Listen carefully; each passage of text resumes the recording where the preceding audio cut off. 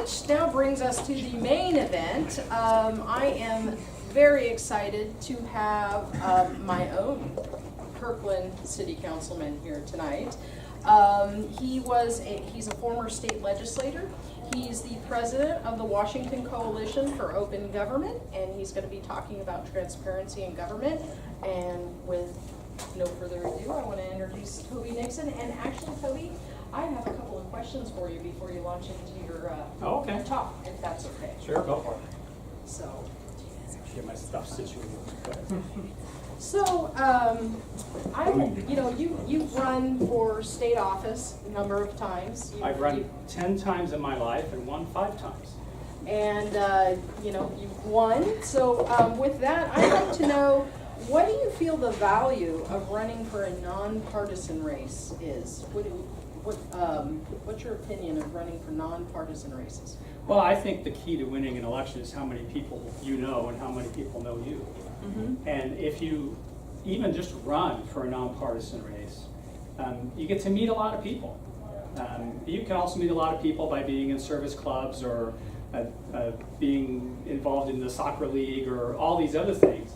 But by running for office, you get to meet a lot of people. If you win and serve as a city council member or a school board member or whatever, you meet 100 times as many people. And then they get to know you. They know what a good job you can do, that you can get things done. And then they tell all their friends. And so when you then want to run for a partisan office, you have a bunch of people who are ready to endorse you and So contribute then to the your label campaign. doesn't matter quite as much, maybe? Because you have the relationship. You like to think that, but sometimes what happens based on political labels is completely out of your control. Interesting. Like, I would have hated to have been running in 2016 as a Republican on the same ballot with Donald Trump. Yeah, particularly in our district. Yeah, that's right. Yeah. So, okay, I had one more question, and then I'll let you go free here. Do you have one single piece of advice to every libertarian in this room right now? And I just put you on the spot. Well, yeah, that would have been a nice one to think about a little bit. But the key is to be able to have crisp, inoffensive answers to people's questions. What was that? Inoffensive? Inoffensive, right? And I love Mary Ruard. How many of you are familiar with her writings? She does a great job of coming up with crisp ways to explain libertarian principles that don't scare people. And I think that's where we really need to be able to get to, is to help people not only understand what we stand for, but how we reasonably will get there. How to get from A to B. Because most of the time they just dismiss us as radicals who want to overthrow the government. But no, there's a path to get to where we want to be. It took us 240 years to get to as bad as it is today. Hopefully it won't take that long to get back to what the founders envisioned. But we can't expect overnight change. And we have to be willing to be patient. But that also means we need to be able to start educating people about where we want to go and how to accomplish it.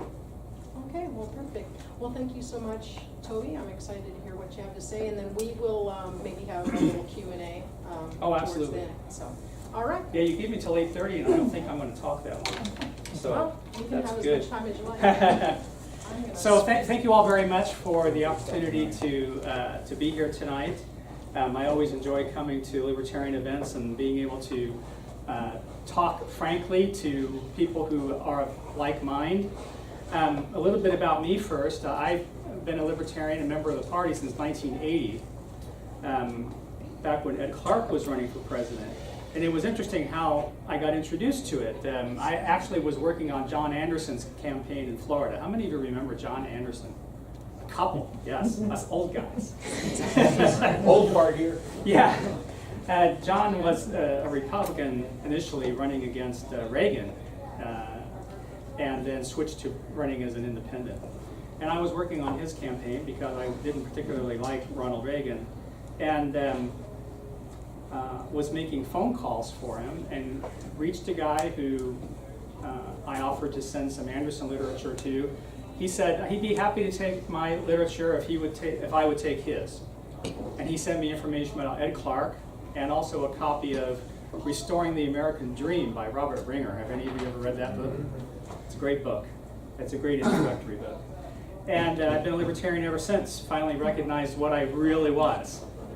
And I moved from Florida to Georgia in '84 and immediately became active in the Libertarian Party of Georgia, served as state party secretary, also served for a number of years on the board of Advocates for Self-Government.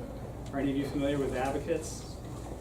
No. Marshall I'm Prince. going to have to kick it up here a little bit, because Advocates is one of the best organizations for teaching how to talk about libertarianism.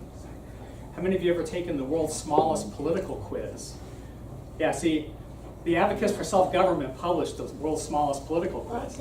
And when I was on the board, it was the first time we did an online version of that, and that's when it really took off. Before that, it was all little, like 3x5 cards. Anyway, as Michelle mentioned, I served in the State House of Representatives from 2002 to 2007 as a Republican, and I've then served as a fire commissioner on a platform of abolishing the fire district, and I succeeded. Of course, I succeeded by having the fire district absorbed into the city of Kirkland. So, and then shortly after that, was elected to the Kirkland City Council, and I'm in my 7th year on the City Council. When I was in the legislature, I worked a lot on government accountability and transparency issues. And because of that work, was invited to join the board of the Washington Coalition for Open Government, which is a nonpartisan, nonprofit, statewide organization dedicated to protecting the people's right to know what their government is doing. And so I joined that board in 2005, and then completely unintentionally became president in 2007, and have been president ever since. So that's me. I want to talk a little bit about how we got into where we are with open government laws in Washington. How many of you remember kind of the big political controversy that was going on in the early 1970s? I know some of us were here in the 1970s. Watergate? Watergate, yes. You know, there was a great turmoil throughout the country about political corruption and dirty tricks. And I mean, they even went so far as to name the President's Re-election Committee CREEP, the Committee to Re-elect the President. And people really wanted to drain the swamp then. It hasn't happened yet. But there was a great uproar around the country about transparency and needing to know what the people in government were doing. And that it was true in Washington State as well. In 1971, the legislature passed the Open Public Meetings Act. Now, of course, they exempted themselves from the Open Public Meetings Act, but they did make it possible for us to at least be able to observe all of the business meetings of every government agency governing board, which was a huge improvement over what it had been before, which was that a lot of those meetings happened in secret, not even announced to the public. And then in 1972, there was a big move during the legislative session to also pass a state Public Records Act, similar to the Federal Freedom of Information Act that had been passed just a couple of years before. But the legislature refused to take up the bill. And so a group of people, a coalition of organizations actually, that was very politically diverse, came together and formed a group called the Coalition for Open Government. And they ran an initiative. It became known as Initiative 276, the Spirit of 76. Over the course of that spring and summer of 1972, they collected more than twice as many signatures as they needed to get it on the ballot. That was how strong the feelings were at the time. Now, back then, they had the advantage that they had long lines of people waiting in lines at movie theaters. That was the year that The Godfather came out, and there were huge lines everywhere. And I was talking to one of the guys who was the executive director of the group, and they said they got probably the majority of their signatures in movie lines. But that initiative made it on the ballot, clearly, And then in November of '72, it passed with 72% of the vote, which until then was the highest vote percentage ever received by an initiative in Washington State. So again, you see how important this was to the people. And it became known as the Public Disclosure Act. And many of you who have been around Washington for a while have heard of the Public Disclosure Act. What people had come to realize was that if we, the people, are sovereign, which we are, meaning we control the government, then we have to know what the government is doing, what the people who are in the government are doing, in order to be able to hold them accountable. And we must also know who is it that is trying to influence candidates and elected officials, such as through campaign contributions. There were four major parts of the Public Disclosure Act. The first was campaign finance disclosure. Any of you who are run for candidates are familiar with the Public Disclosure Commission having to submit detailed reports about who contributes to your campaign, what you spend your campaign money on, what loans you've taken, what pledges you've received, all of those things. That all came about because of I-276. The second major part of the law was personal finance disclosure, meaning anyone who runs for office or serves in public office, and including high-level non-elected offices, has to submit a report every year on who they work for, what businesses they own or on the board of directors of, how much money they have, and in broad categories, not exact numbers, what banks they do business with, what real estate they own, all kinds of financial disclosures, the point of which is so that the people will know what potential conflicts of interest they have. That's what that's all about. The third major part was lobbyist disclosure. People wanted to know how much money are lobbyists spending trying to influence our candidates and elected officials. And interestingly, the candidates and elected officials have to also report how much money they had spent on them, like lunches and dinners and stuff, by lobbyists. And so we can match up those and see who's left out something. And the fourth part, which was probably the least talked about during the campaign for I-276, but which has clearly become the most widespread and most used part of the law, was the public records portion.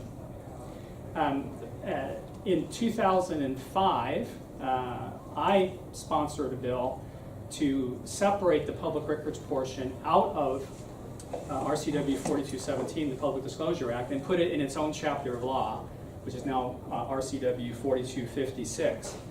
And that was just because it had grown so much and become so unwieldy that it really needed to be a separate law. So, talk a little bit about this public records portion of the law.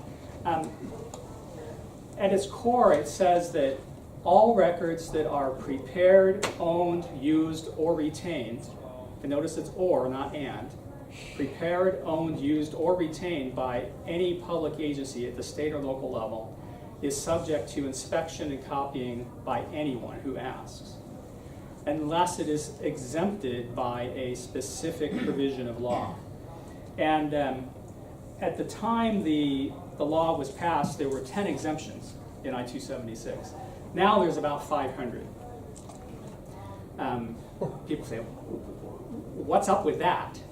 Well, a couple of things. First of all, the Federal Freedom of Information Act has only 10 exemptions, but they're very broad and open to interpretation, and there's a lot of disputes about what they mean. And it allows federal agencies to pretty much arbitrarily deny access to records because they think they can fit it into one of those 10 exemptions. In the Public Records Act, there's 500 because the law requires them to be very narrowly crafted and very narrowly interpreted. And so you see exemptions for a specific field in a database. It's really down to that level. And so there's fewer opportunities for disputes over the Washington public records exemptions than there is at the federal level. So in general, you should be able to get access to almost anything even if a piece of a record is exempt from disclosure, they have to redact that, black it out, and give you all the rest of it. There are timelines, strict timelines in the Washington law that aren't in the federal law. And when you make a request, they have to respond to you within 5 business days. How long it takes to get the actual records depends on a lot of other factors, like how deep they are in storage and how hard it is to search for them and how much of it needs to be reviewed and redacted and those kind of things. But still, the courts have said agencies have to respond promptly. And another key difference between Washington's law and a lot of other states is that they can't charge you for searching for records, for reviewing them, for redacting them. In some states, if you request some records, it could cost you tens of thousands of dollars in legal fees to have the agency's attorney do all this review. Washington doesn't allow any of that. The only thing that an agency can charge you is the actual cost of making copies. And so that kind of makes our law separate and much better than those in a number of other states. A key principle, which I already mentioned, is that if you read the original initiative, the law was meant to apply to every agency in every branch of government, both state and local. So if you think about what are the branches of government, it's the executive for sure, but also the legislative and judicial. This was very clear during the campaign for I-276. The legislators at the time complained about the fact that they would have to disclose their records. So did the courts.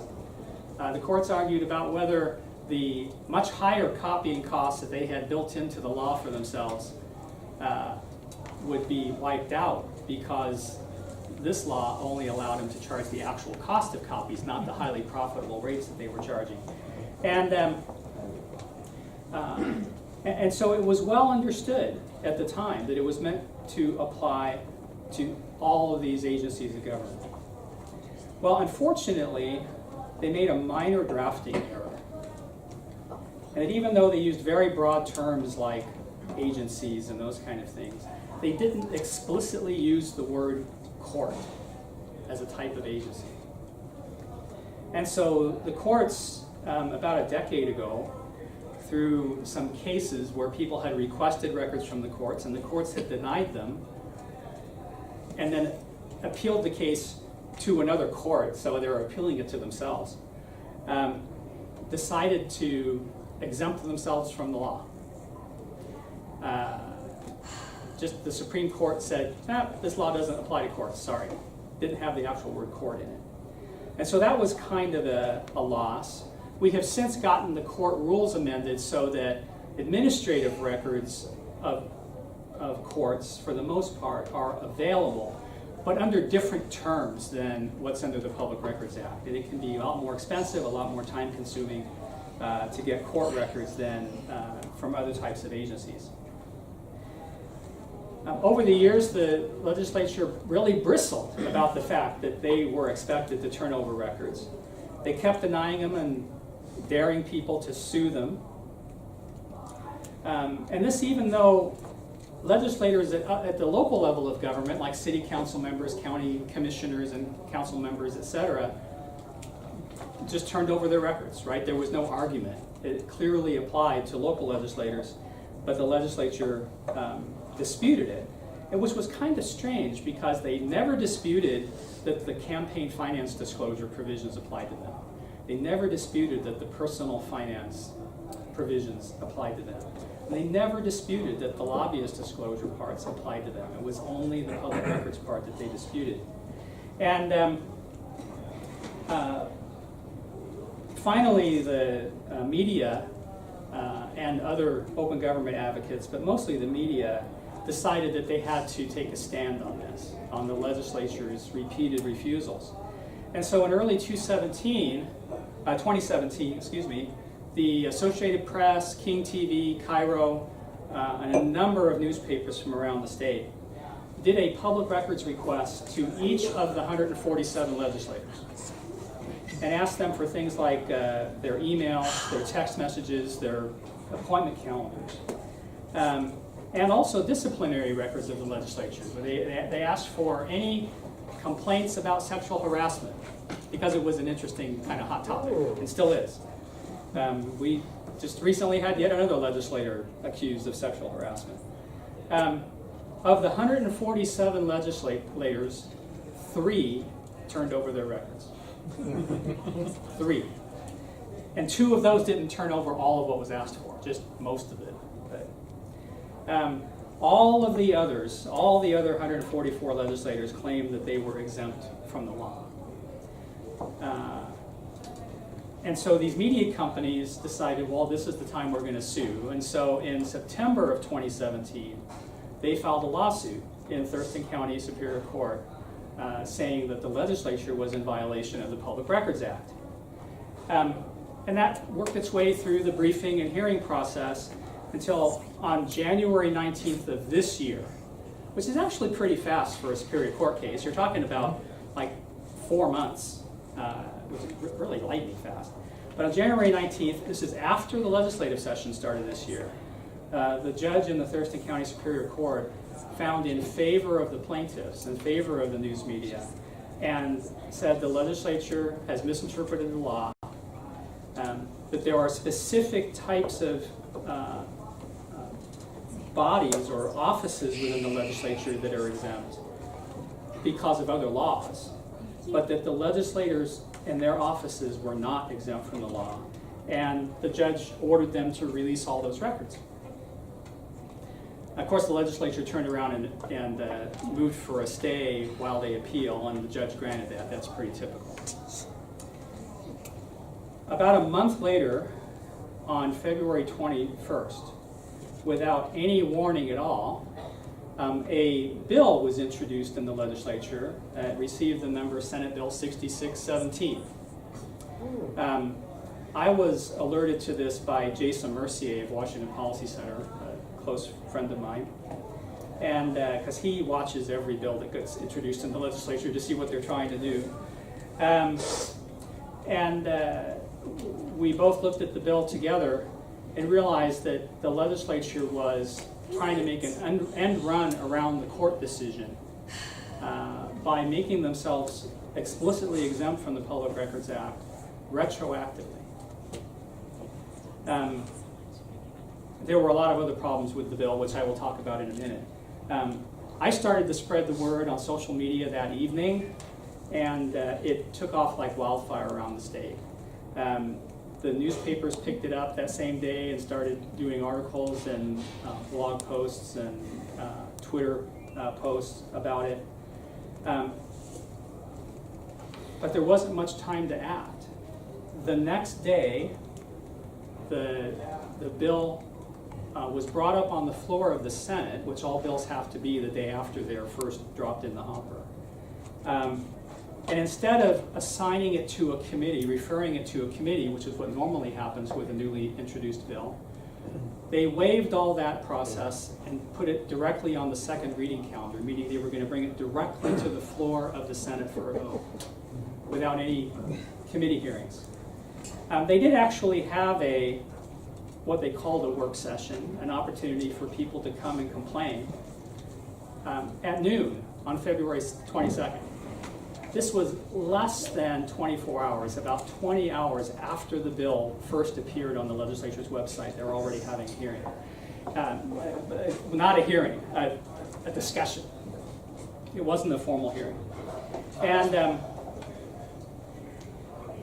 there was no formal testimony on the bill.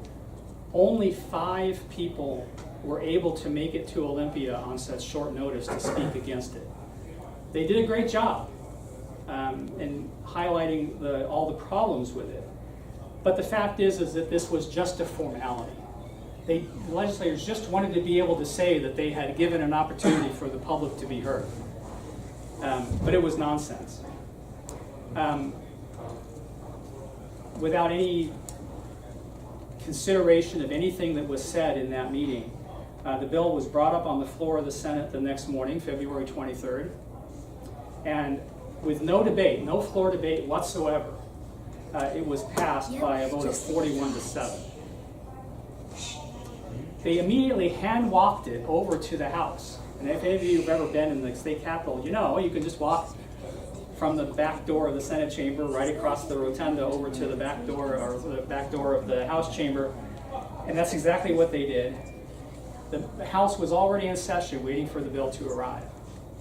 They brought the bill up on the floor of the House. They did have a floor speech. They had one from one Democrat and one from one Republican, and they both voted in favor of the bill. And then it passed the House by 83-14. So here we have a bill that was introduced, no normal process, no meaningful debate. It went from introduction to passed by both chambers in less than 48 hours. It's completely unheard of.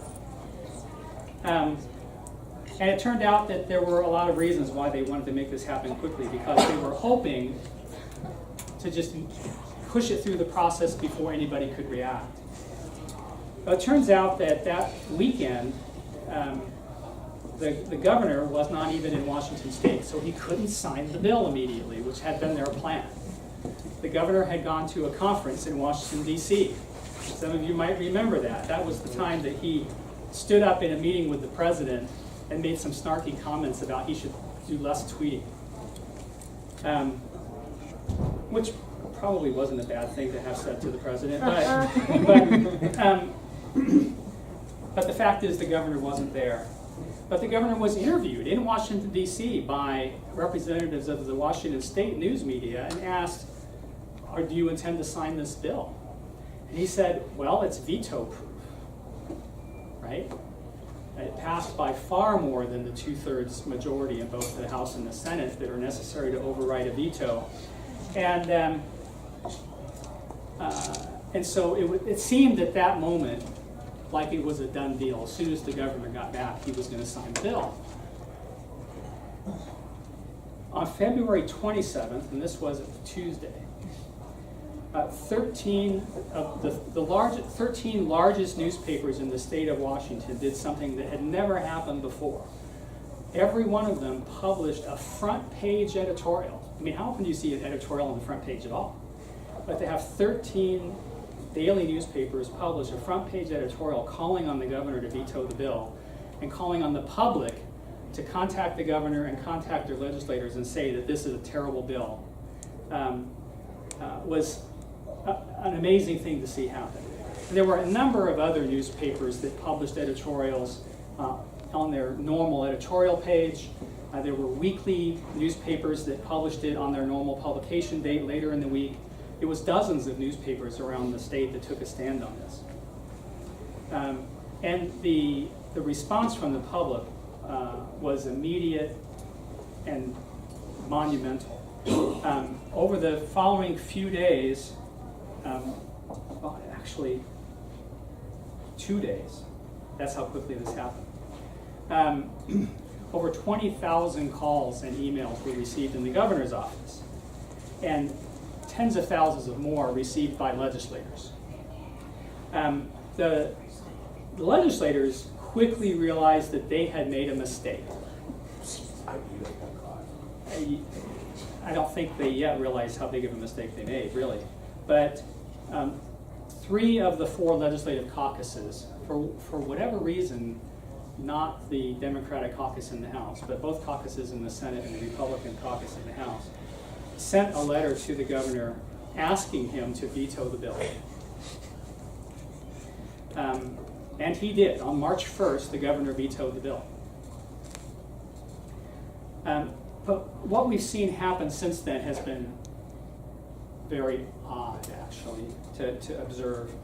And most of you probably watch what your own legislators do, but maybe not other legislators around the state. I keep a pretty close tab on all of them. And what we've seen in the months since then is a number of legislators make speeches or publish op-eds in the newspapers or do blog posts, Facebook posts, those kind of things. And they all apologize to the people. But what do they apologize for? They apologize because of the flawed process, not because of the terrible bill that they voted on and what the bill said.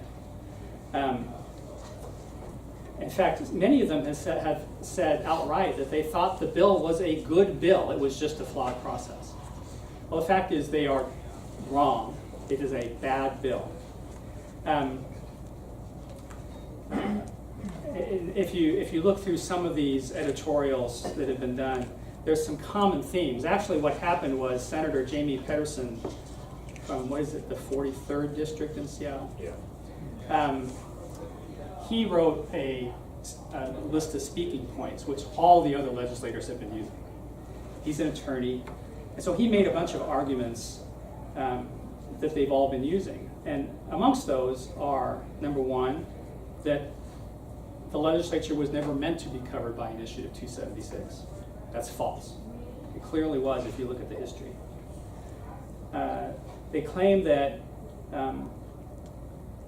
each individual legislative office would have to hire an additional person to serve as their public records officer.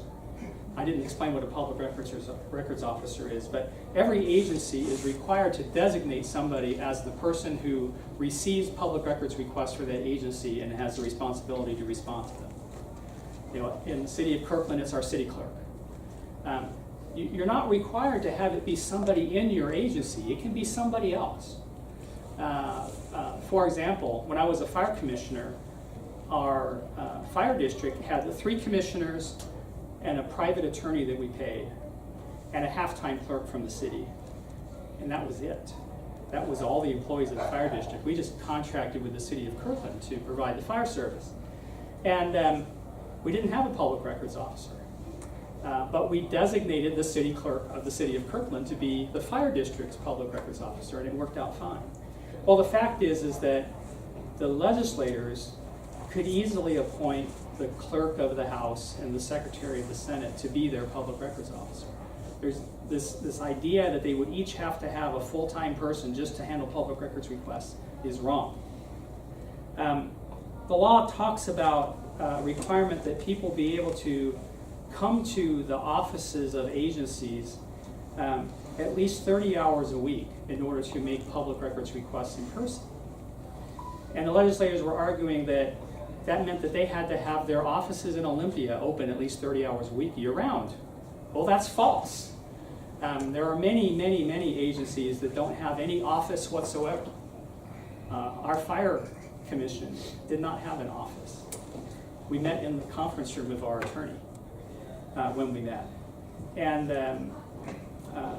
the way the law is written is that if your office is open, then you have to make at least 30 hours a week available for making public records requests, and they intentionally twist that.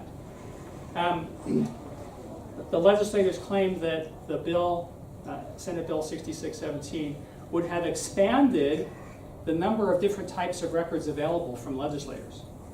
This is false.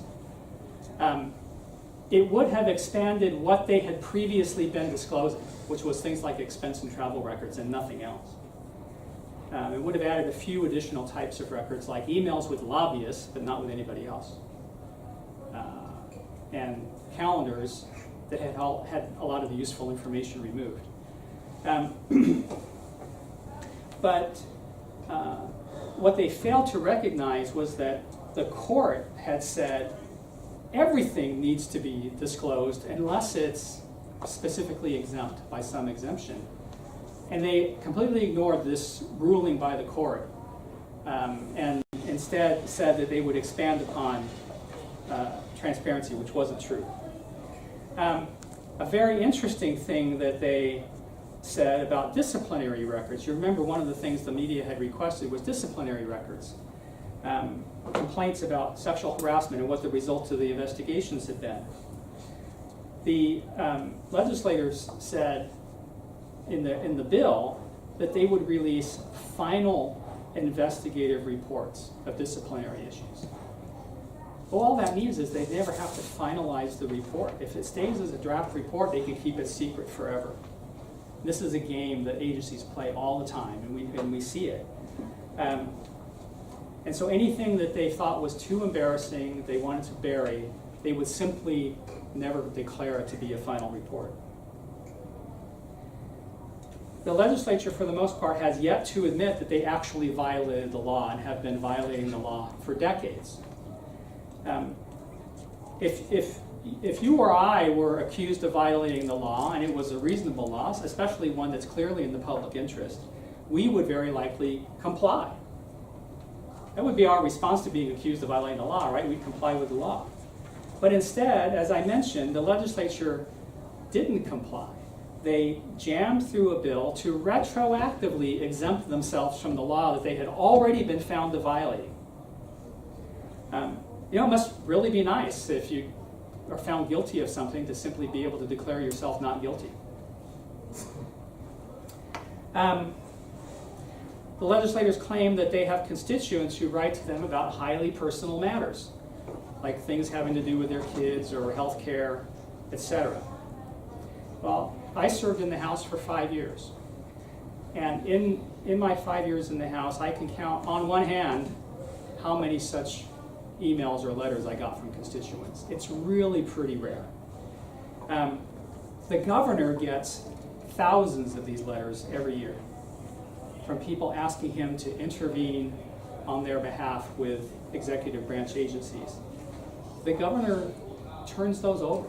They are correspondence. He redacts only the parts that the law allows him to redact, like healthcare information, those kind of things, but not, he doesn't withhold the records in their entirety as the legislature proposes to do. The legislators claim that they need this law because if it wasn't in place, their political opponents would harass them with many, many public records requests. But the fact is that local officials have been dealing with that for 45 years, since the initiative was passed. I personally have had public records requests submitted to the city of Kirkland for all of my emails and a bunch of other things, just because there are political opponents of one kind or another who are trying to find something to pin on me. And basically every elected official has this happen to them. So those of you who haven't been elected yet, you have that to look forward to.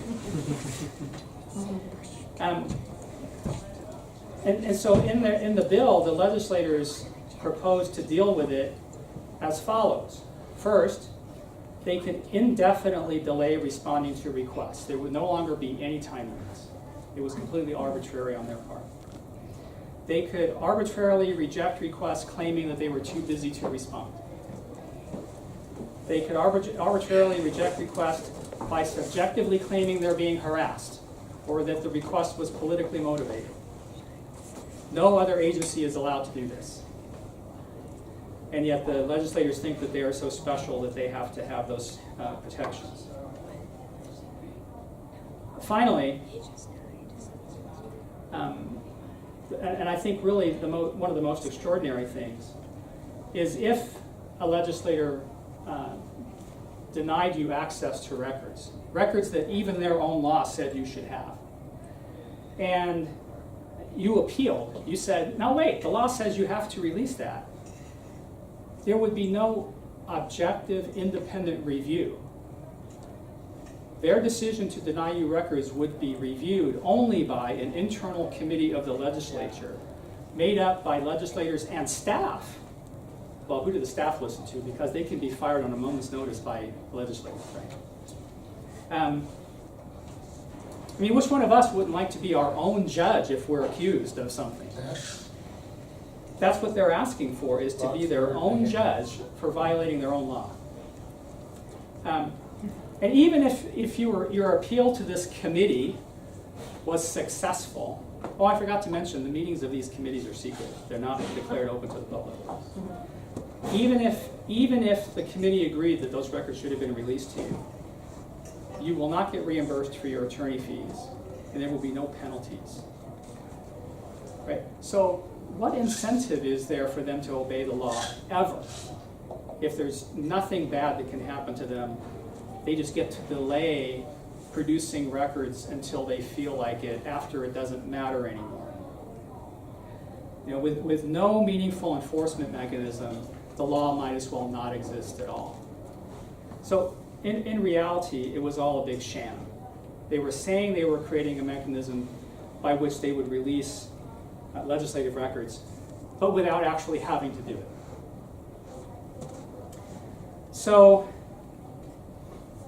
a couple of key things to keep in mind. Number one is that we cannot let legislators off the hook by having them just say they're sorry for the process that it went through.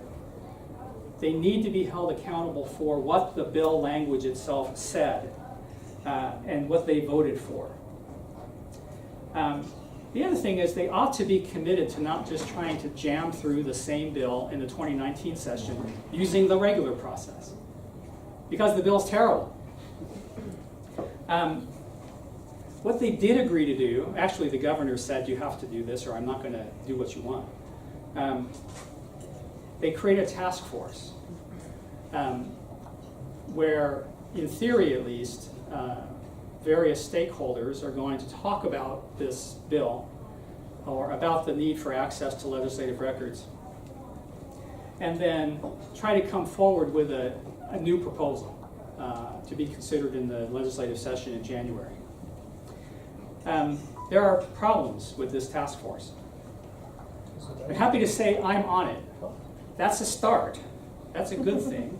There are 3 representatives of the news media. That's good. That's a good thing. And there are 3 representatives of the public, although if you look at some of those members, it's hard to say how they actually have the public interest in mind very much. One of them, for example, is the legislative director of the Association of Washington Cities. And the city's organization often fights against disclosure of city records. But in this case, she might actually be helpful. I know her really well. And the fact is that the cities have been furious at the legislature for decades because they're saying they're not subject to the law when city council members are.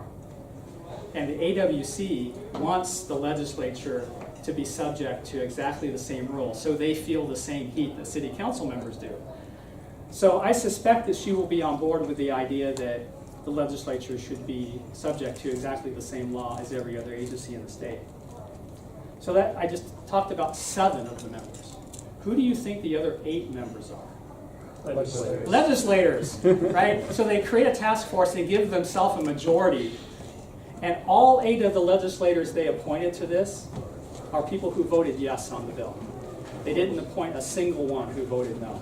Probably had trouble finding them. I think there are some who voted no who would have gladly served.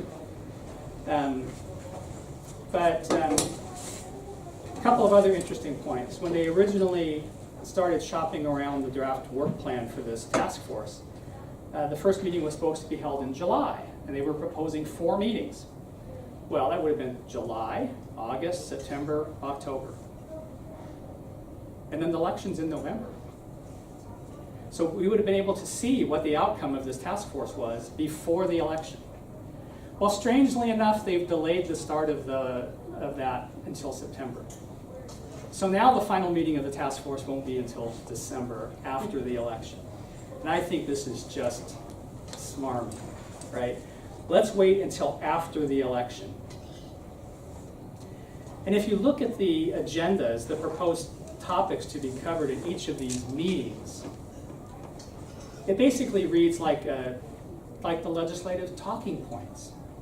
You know, it talks about that we're going to address the separation of powers between the branches of government, the right to privacy and confidentiality for constituent communications.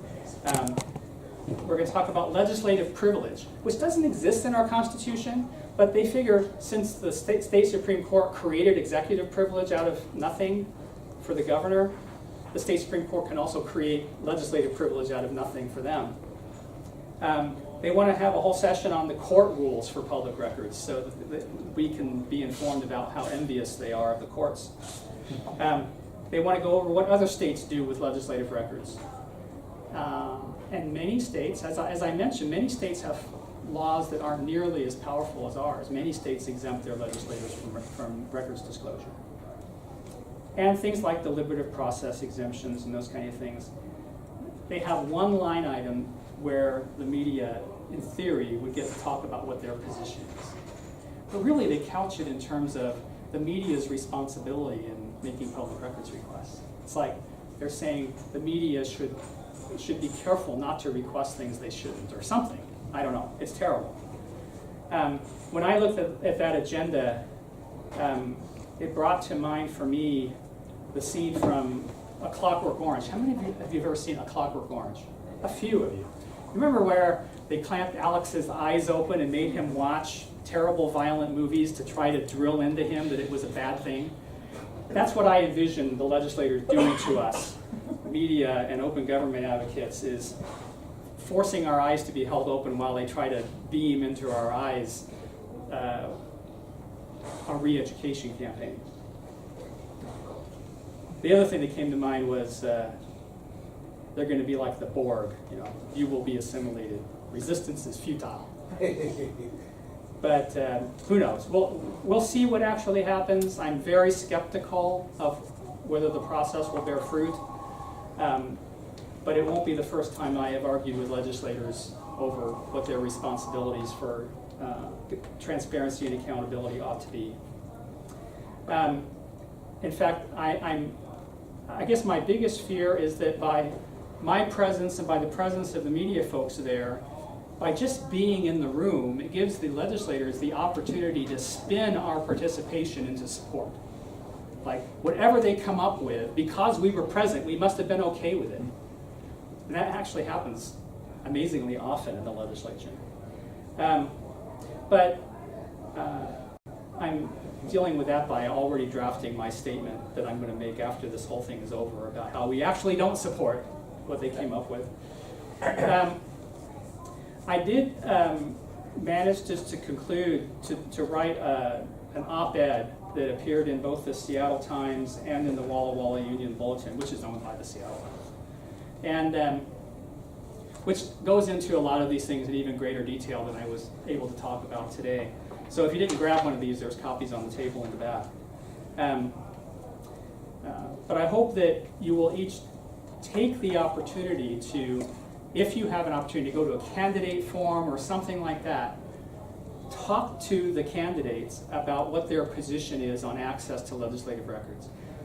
Find out how the incumbent voted on it, and if they voted yes, pin them down on it.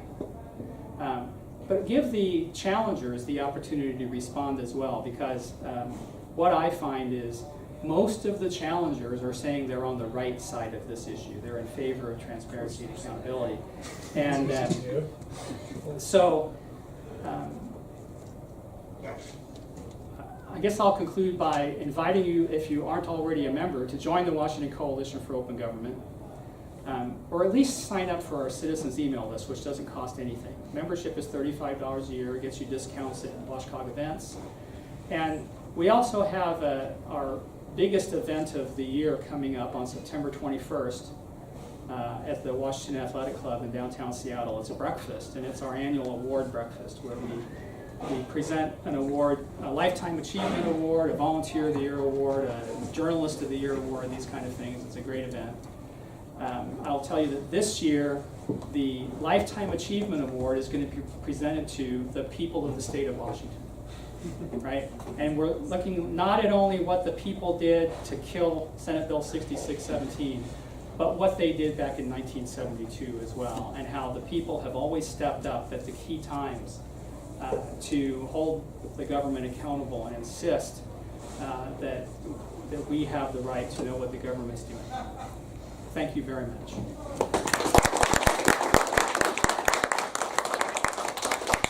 So, questions? Please. I have a comment. You mentioned Mary Ruart. I got to meet her down at the New Orleans convention. Where I'm going with this is, I actually didn't realize she had this book out, but it's a book that she wrote, and it's simple Q&A for, Libertarianism 101. And where I'm going with this is everybody in this room, including myself, is like, I know those. But I started opening the book, and I had her other book too about deregulation, but I was like, oh, this is still pretty fascinating. So I guess, I don't know, my 2 cents is, and I haven't run for office yet, but if anyone's running for office and you want those crisp answers like you were discussing earlier, this book covers little bit of everything. And it's a great read. I'm sure it's on Amazon. And even if you're not a candidate, if you're just talking to your neighbors and trying Sure. to educate them even a little bit at a time about what you believe, her work is great in that regard. Cool. Yeah. So has this issue and the potential for another bill next year come up in any of the legislative races that you know of right now going on? Well, and the ones in our area, the Seattle Times has raised it in every one of their Yes. editorial board Yes. issues. Now, what's a little disappointing is that they haven't always endorsed the challenger when the legislator incumbent said that they still felt that it was the right thing to do. It's astounding. But, you know, the Times looks at more than just this issue, even though they're part of the news media. They're not a single issue editorial board. And sometimes there are pretty stark differences between the candidates, you know, from their perspective. But it has been raised. We had a candidate forum recently up in Redmond in the 45th district, and I raised it during that candidate forum. And it's something that needs to be raised more. I haven't been tracking that so much in editorial board or editorials about endorsements in other newspapers around the state, but that would be an interesting thing to look at. Any other questions? Yes? Toby, do you get the impression that there's kind of a smug arrogance down in Olympia in the legislature? That they have a cozy club that I get that impression every time I'm down there a lot because, you know, an issue I'm advocating down there, and you know, what's the hope of ever breaking that? You know, I mean, you know, they're cozy with their staff, and they're cozy with the prominent lobbyists, and everybody else is just completely off their radar. Well, my experience is that one of the rarest attributes of elected officials in general, and legislators in particular, is humility. And but if you think about it, it takes a certain personality type to put yourself out there and run for office. And you have to think at least a little bit sometimes that you know something that other people don't. And that you can solve a problem that people have been struggling to solve for a couple of 100 years and haven't succeeded in. And so it doesn't surprise me that elected officials, by and large, are prideful and maybe even arrogant and condescending at times, right? And it's a real it's a real struggle to suppress those kind of feelings if you want to continue to be the humble servant that you should be. And my experience is that, as having served as a legislator, is that you're down there in Olympia, you are completely immersed in all of these policy discussions. You're in committee meetings, you're talking to staff, you're talking to other legislators. You are exposed to a lot of the minutiae, a lot of these little factors that go into why things are the way they are. Yeah. And most of the people who contact you aren't. And so it gets to be easy to be dismissive, like, you can't add anything to what I already know. And that's a shame, because the fact is that every person I talk to has something to tell me that I didn't already know about how current law is affecting them or how proposed future laws are going to affect them. And you can't always act on every comment that everybody makes to you, but you can at least respectfully receive the information, thank them for it, and tell them that you will do your best to address their concerns, right? But no, you don't see that kind of reaction all the time. And if I could maybe follow up on Yeah. that a little bit, don't you think that maybe that's what's driving a lot of this, I don't know, throw the thumbs out attitude? It's just I mean, isn't that, aren't we kind of seeing that in a couple of ways in the elections? One, apathy, voters just not even showing up, figuring, what's the point? Yeah, how am I gonna make a difference? Yeah, I'm on the outside and I cannot possibly influence, the making of public policy by Right. elected officials. And then also,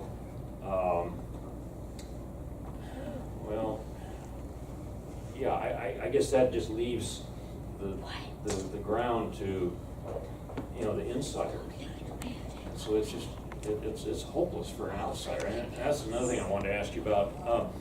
Do you think that the campaign finance disclosure requirements are maybe too intimidating to an outsider? You mean a candidate? Yeah. If you're trying to do it yourself and you don't have access to an experienced volunteer treasurer, yeah, Exactly, it yeah. absolutely can be.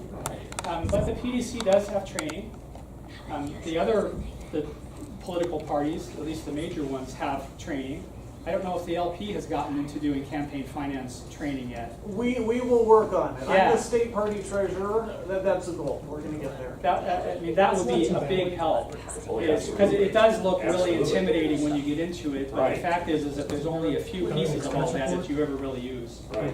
Yeah. And good luck to some, oddball like me to rely on a Republican or a Democrat Party PAC to advise me. Yeah, I mean, you would hope that some of the professionals would be fair and not discriminate on the basis of party, but they do tend to work for one party or the other, right? Yeah. I do want to go back for a second about what you said about people being angry and frustrated because they don't feel like they can have an influence. And that is a real problem. And one of my passions is teaching people how to engage in the process of government. And I think this would be a great thing for the party to think about as well, is have seminars, teach people what the process is. How do you let legislators or city council members or school board members know that you have a concern, and do it respectfully, whether it's by email or in person at a meeting. How do you phrase things so that they understand that you're telling them something that's going to be valuable to their work? And I think if more people understood that process and they knew who are the right people to contact about each different type of issue they might have, so they don't waste their time, that we may have many fewer angry, frustrated people who just want to drop out. Yeah.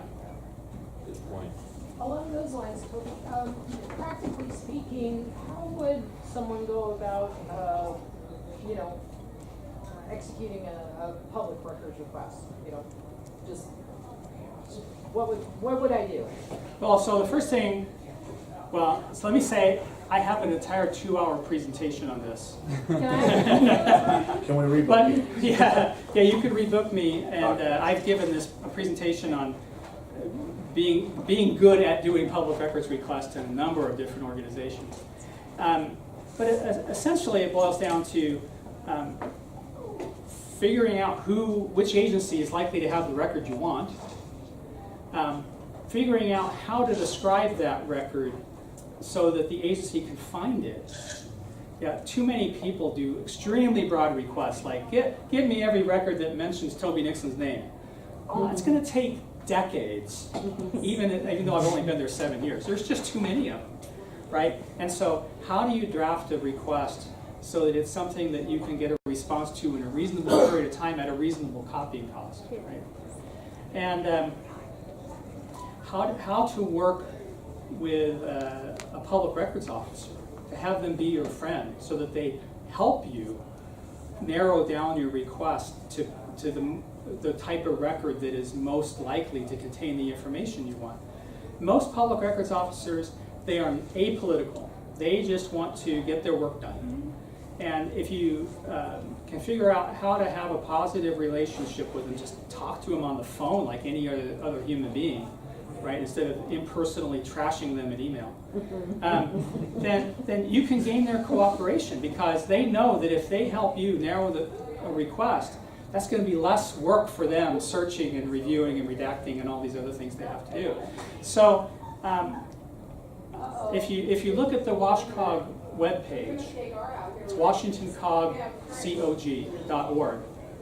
At the top, there's a tab for public records, and then if you pull that down, one of the items is how to make a public records request. And there's a great deal of detail, tutorial type information that help you figure that out.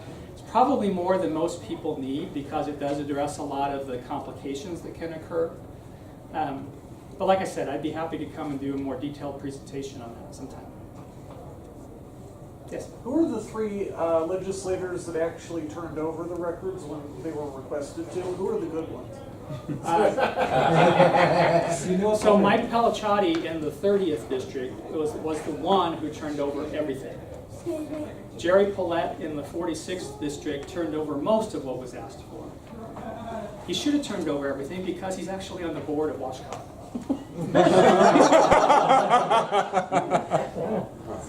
But he also voted yes on the bill, so we went through a whole, I shouldn't say this, but we went through a whole process on the board of figuring out whether we were going to eject him from the board because of it.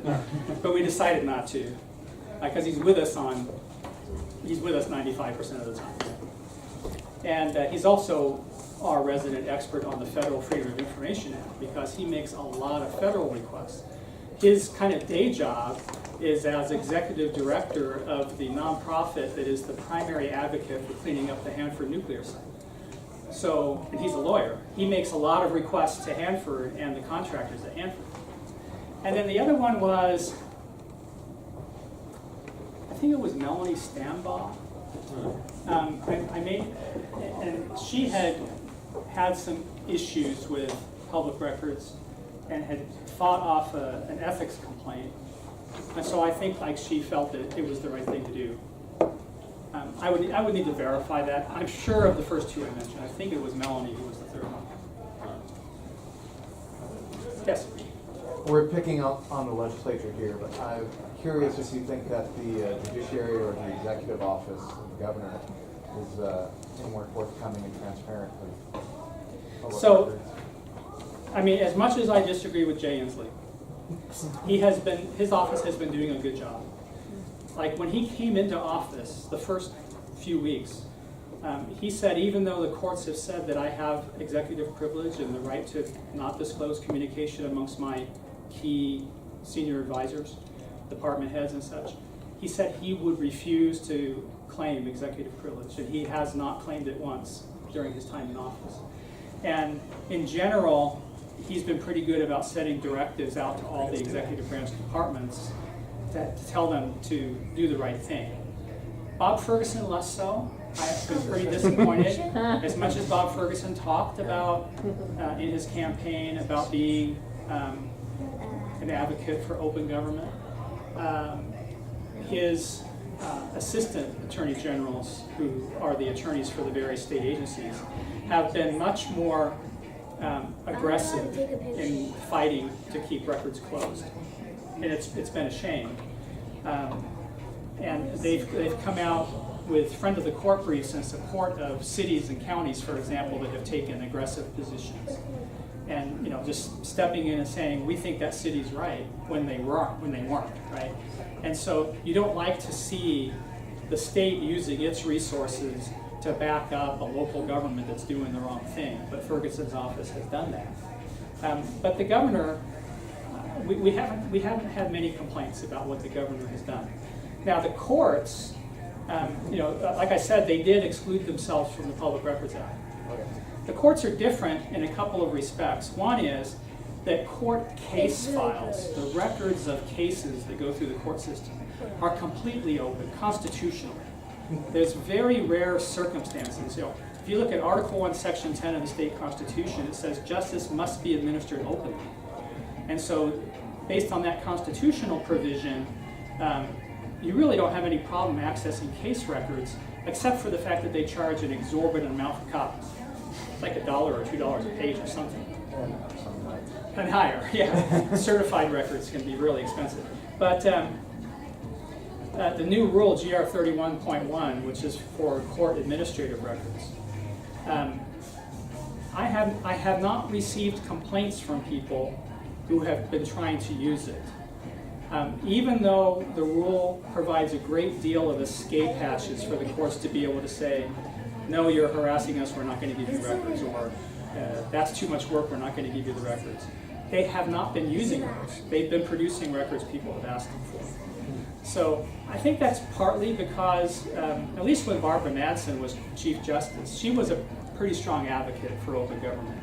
And she's pretty consistently on the right side of open government cases that come through the court. I don't think she's Chief Justice anymore. I think Mary Fairhurst is Chief Justice now. And she hasn't been as friendly, so we'll see what happens. One last question, two last questions. Can you get the request in digital format for the paper format? Get which? Like the public disclosures and requests, can you have it like put on in digital format on a CD? Yes. Oh yeah. Instead of paper? Yeah. If the records are already electronic, you should be able to get them in electronic form for just the labor cost of copying them onto a CD, right? How long does it take to drag and drop some files onto a CD and burn the CD? It's not. Normally, you get a CD. Like when I order records from the Attorney General's office, I'm in a kind of an ongoing dispute with the Attorney General's office for some reason. They normally charge me like $6 for a CD full of records, so it's not very expensive. But if the records are in paper form and you're asking for them to be scanned into electronic form as a PDF, then they can charge you 10 cents a page for the scanning cost. Because it is a relatively labor-intensive process, especially if it's bound material or odd-sized pages or those kind of things that can't be automatically fed through a scanner. Michelle last. Yes, do you think there's some potential of using some of these public disclosure regulations, law, as weapons against your political opponent or sort of arbitrary enforcement? Are there Absolutely. and how do we guard against that? I guess that's a compound Oh, well, that's a question. different question. Compound question. So, let me go talk first about using it as a weapon. So right now there are a lot of public records requests being made to the Seattle City Council, trying to figure out what went on behind the scenes such that they were all able to come to an agreement to do a press release with the mayor saying that they were going to overturn the head tax without ever having had a meeting over a weekend. How did that happen? Well, it turns out I've seen some of these records and they actually did have a meeting. It just wasn't a face-to-face meeting. They were text messaging each other back and forth, telling each other who was in support of different language and things. Well, under the law, that's still a meeting, right? You can have a meeting by email. You can have a meeting in a Facebook comment thread. You can have a meeting on Twitter. All it takes is to have a majority of the governing body of the agency having a discussion. And it doesn't matter if it's on a phone call or Skype or face-to-face or through some messaging service. And that's what they did. And so there's already a lawsuit, actually two lawsuits, filed against the city of Seattle, one by Arthur West, one by, I think it's James Egan, claiming that they violated the Open Public Meetings Act in the process of doing this. Now, that wouldn't mean that the vote to overthrow the head tax would be invalidated. We wouldn't want it to be invalidated anyway. It was the right thing to do, but we still want them to follow the process and not be having secret meetings through electronic means.